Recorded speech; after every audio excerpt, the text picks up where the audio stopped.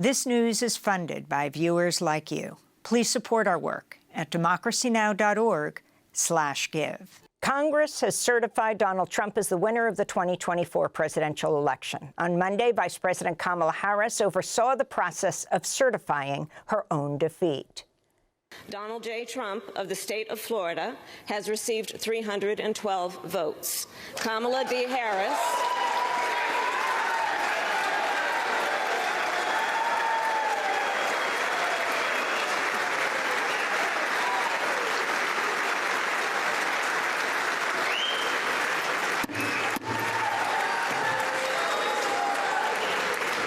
D. Harris of the state of California has received 226 votes.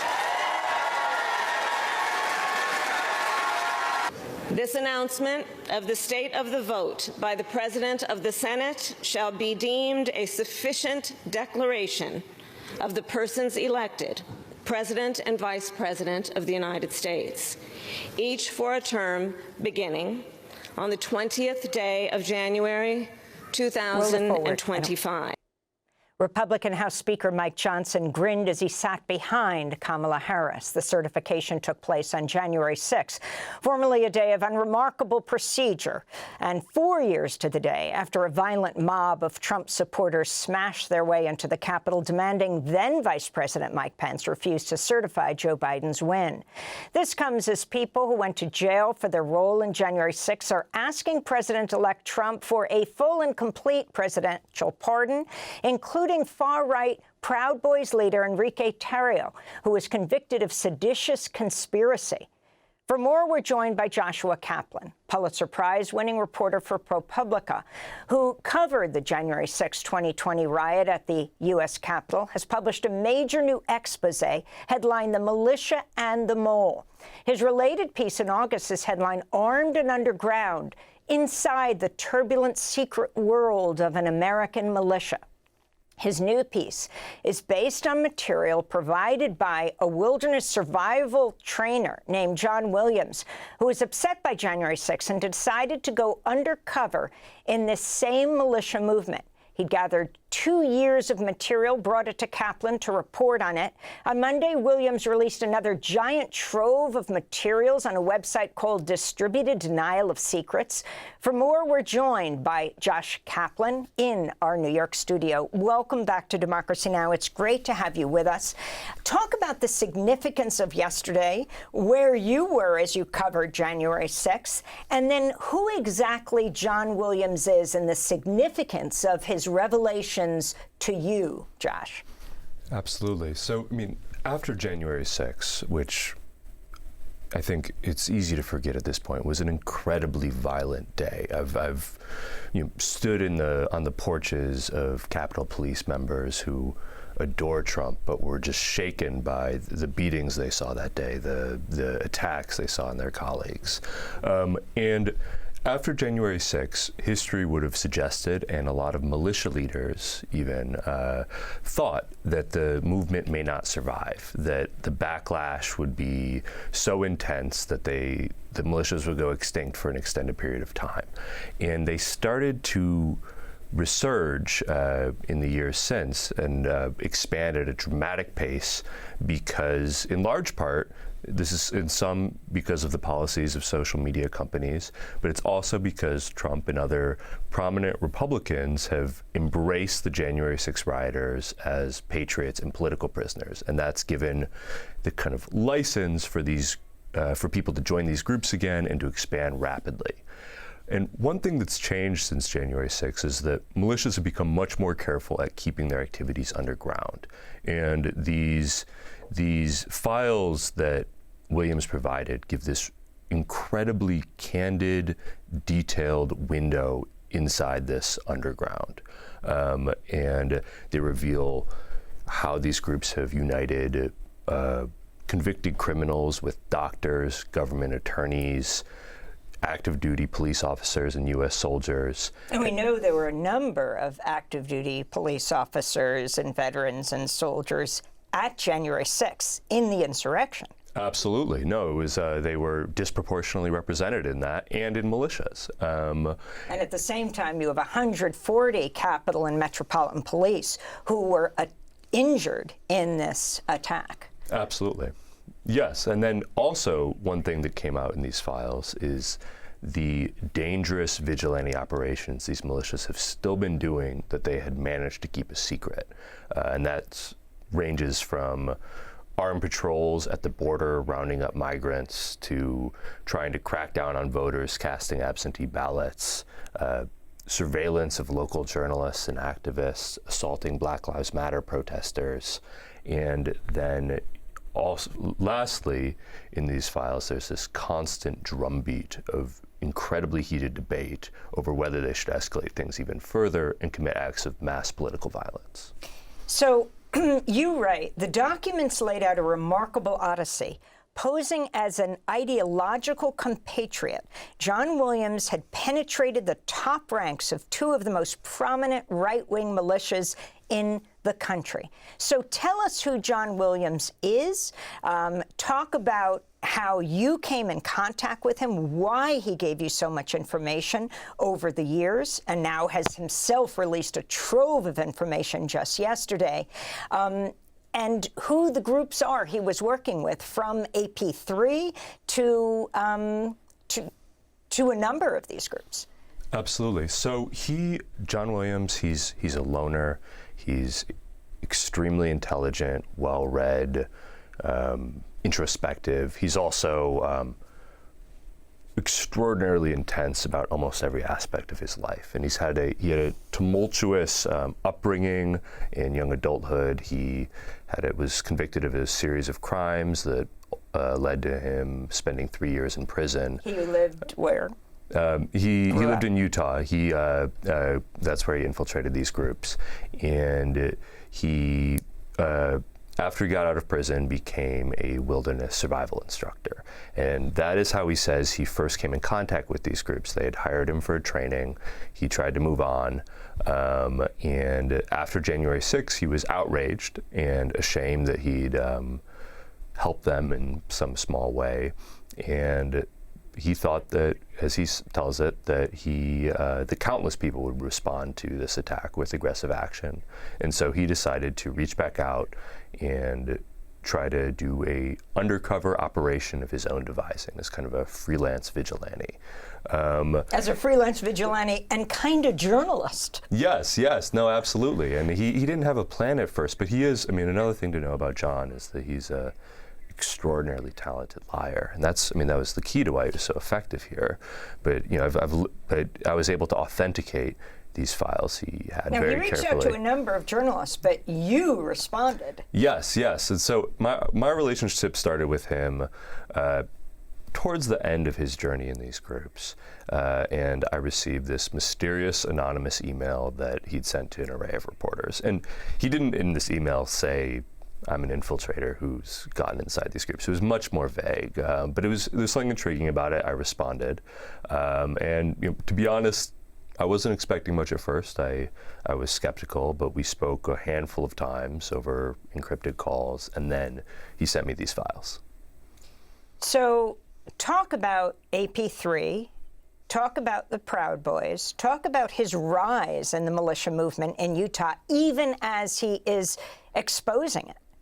Yes, so so AP3, it's American Patriots 3%. This is I think people might be familiar with the 3%ers, and really the largest or 3%er group in the country for a long time has been AP3, and it's one of the largest militias in the U.S. And explain why it's 3%. What does that stand for? That's this based on the claim that only 3% of Americans fought in the American Revolution, and so it's this idea that a very small group of dedicated people can stand up to tyranny, which is what they see in kind of liberal governance, and he was able to, John was so successful at this that he ultimately got the head of the group's, of AP3's Utah chapter, fired, and then convinced people to put John in his place.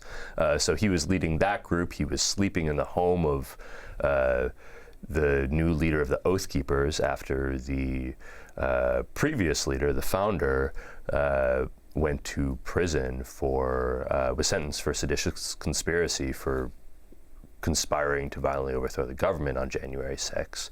And he was going through this guy's files the other night. I mean, it's amazing. I listened to these tapes and I spent an enormous amount of time authenticating them. And he sounded like a completely different person on the call, just a brand new personality from the John I was speaking to on the phone. And these militia guys loved him.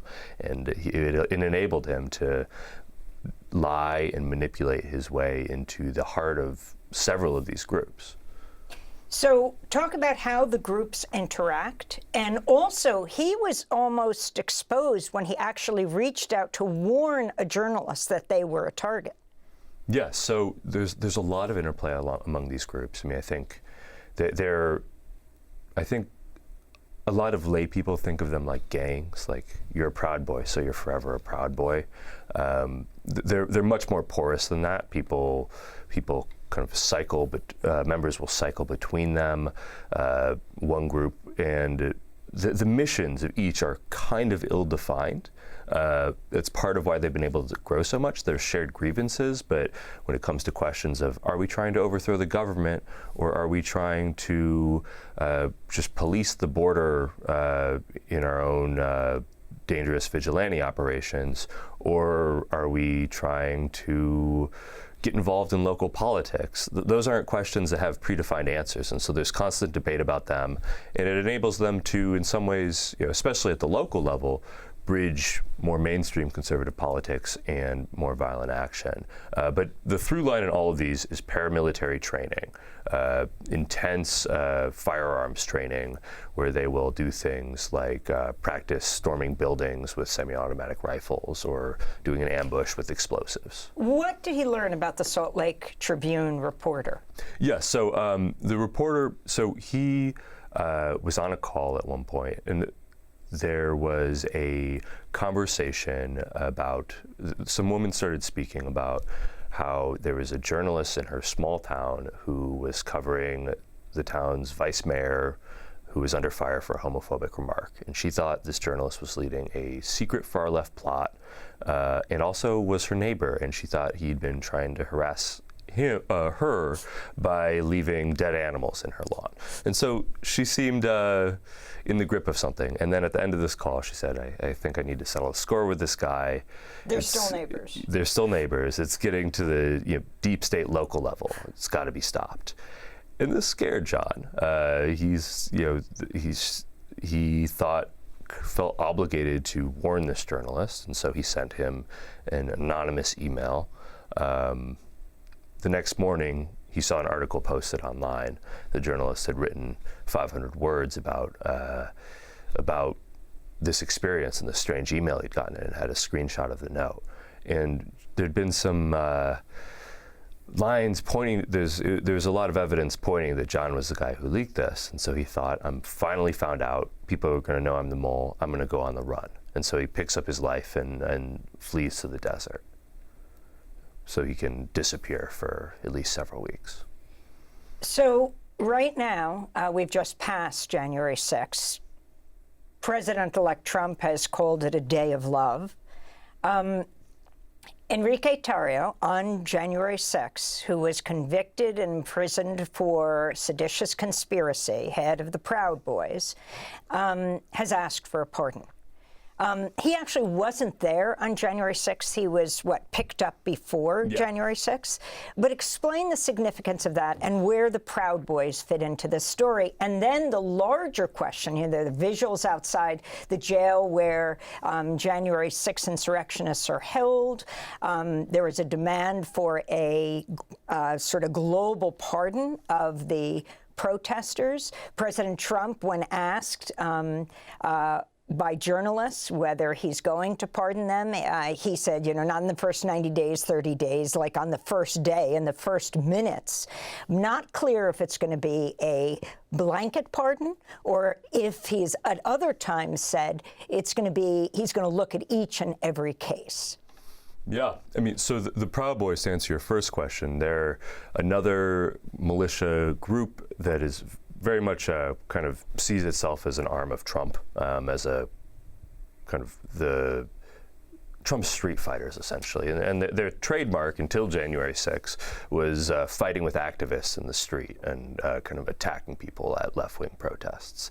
And they, according to the Department of Justice, were really, as much as any group, what led the charge that enabled the Capitol riot to happen, enabled the Capitol to be stormed. And so these pardons, the ramifications could be massive.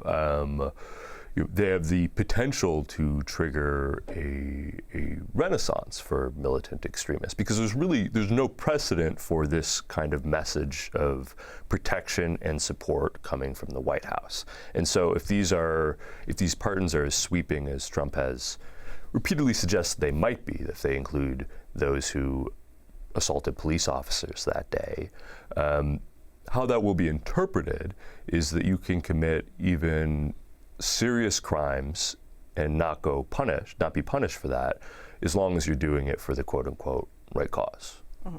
And finally, going back to that affiliation with law enforcement, John Williams talking about how others in AP3 and other groups kept telling him, you can contact your local sheriff. Yeah, I mean, these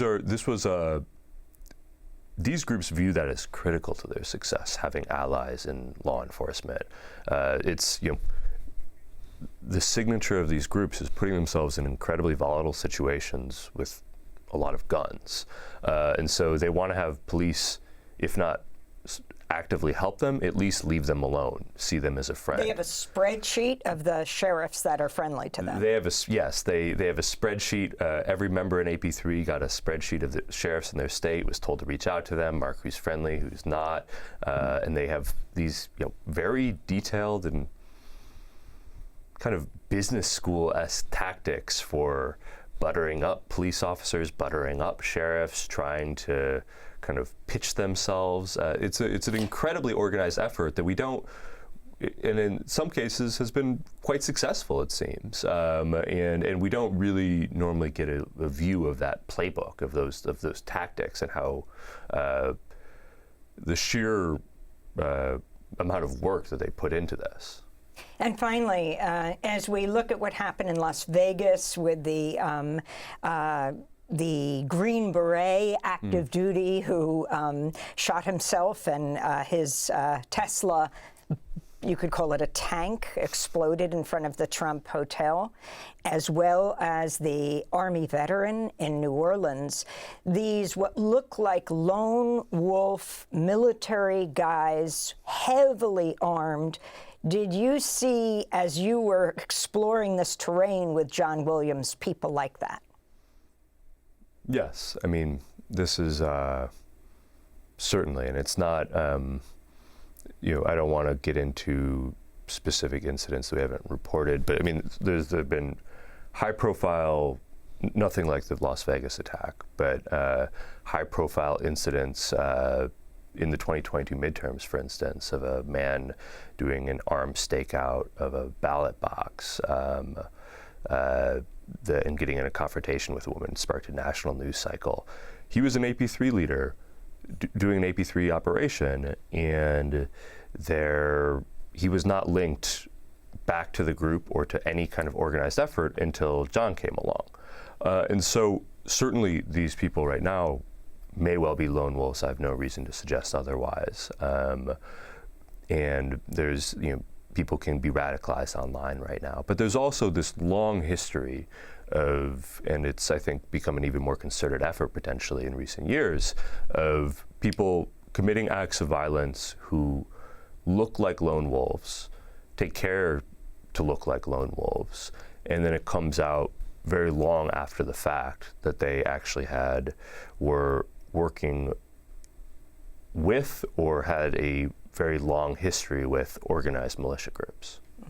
Well, I want to thank you for being with us and for doing this deep investigation. Joshua Kaplan, Pulitzer Prize-winning reporter for ProPublica, who covered the January 6, 2021 insurrection at the U.S. Capitol, has a major new expose. We'll link to it. It's headlined "The Militia and the Mole." Democracy Now! Is funded by viewers like you. Please give today at democracynow.org/give.